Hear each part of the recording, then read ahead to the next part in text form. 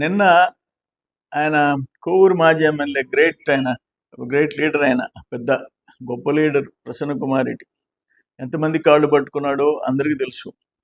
ఎన్టీఆర్ కాళ్ళు పట్టుకున్నావు, చంద్రబాబు నాయుడు కాళ్ళు పట్టుకున్నావు, రాజశేఖర రెడ్డి కాళ్ళు పట్టుకున్నావు, జగన్మోహన్ రెడ్డి కాళ్ళు పట్టుకున్నావు. నీకు అలవాటే, అక్కడ ఉంటే వీళ్ళని తిట్టేది, ఇక్కడ ఉంటే వాళ్ళని తిట్టేది. ఇదేం కొత్త కాదు. లక్ష్మీ పార్వతి నీకు దేవత, భువనేశ్వరమ్మ అంటే నీకు ఈర్ష్య, ఆమెకు వచ్చే మంచి పేరు. ఆమె హెరిటేజ్ సంస్థ చైర్మన్. ఆమె ఇప్పుడు హెరిటేజ్కి గోల్డెన్ పీకాక్ అవార్డు వచ్చింది. దేశంలో అత్యుత్తమ డైరీగా కొత్త ఉత్పత్తులు చేస్తుందని చెప్పేసి, కొత్త ఉత్పత్తుల ఆవిష్కరణ అని చెప్పేసి వచ్చింది. నిన్న ఆమెకి ఎన్టీఆర్ ట్రస్ట్ మేనేజింగ్ ట్రస్ట్ హోదాలో ఆమె డిస్టింగ్విష్డ్ ఫెలోషిప్ వచ్చింది. ఇది ఇన్స్టిట్యూట్ ఆఫ్ డైరెక్టర్స్ సంస్థ ఆమెకి డిస్టింగ్విష్డ్ ఫెలోషిప్ అవార్డు ఇచ్చింది లండన్లో భువనేశ్వరమ్మకి. ఆమె దాదాపు ఈ అన్నమయ్య డ్యామ్ తెగిపోయినప్పుడు 50 మంది ప్రాణాలు కోల్పోతే ఆ తర్వాత వాళ్ళ కుటుంబ సభ్యులకు ఓదార్చి తలా 1 లక్ష రూపాయలు ఇచ్చింది అపోజిషన్లో, కడప జిల్లాలో. ఏం చేస్తున్నాడు మీ జగన్మోహన్ రెడ్డి? నువ్వు ఏం చేస్తున్నావు? రూపాయి ఇచ్చారా మీరా? ఇవ్వలే, సొంత డబ్బుల్లో.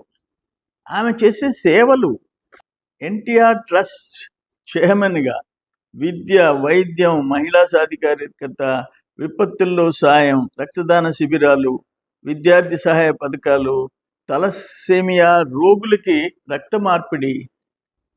నువ్వు భువనేశ్వరమ్మ పేరెత్తే అర్హత ఉందా నీకు? నువ్వు ఆరోగ్యశ్రీ గురించి మాట్లాడావు. 2700 కోట్లు ఎలక్షన్ రోజుకి అప్పు పెట్టిపోయాడు మీ నాయకుడు. 2700 crores. ఆరోగ్యశ్రీ గురించి సిగ్గు లేకుండా మాట్లాడతావా? హెల్త్ మినిస్టర్ ఈ నెలాఖరు లోపల దాన్ని క్లియర్ చేస్తానని చెప్పారు. నువ్వు చేసిపోయిన పాపాలే ఇప్పుడు ఉండేది. మీ గవర్నమెంట్ ఎంత బాకీ పెట్టిందో అంతే ఉంది, మా దాంట్లో ఏం లేదు. అది కూడా తమరికి తెలియదు. ఆరోగ్యశ్రీ 25 lakhs చేసాడంట. ఎక్కడన్నా ఒక్క కేసుకి 25 లక్షల రూపాయలు ఆరోగ్యశ్రీ కింద ఇచ్చినట్టు చూపించు.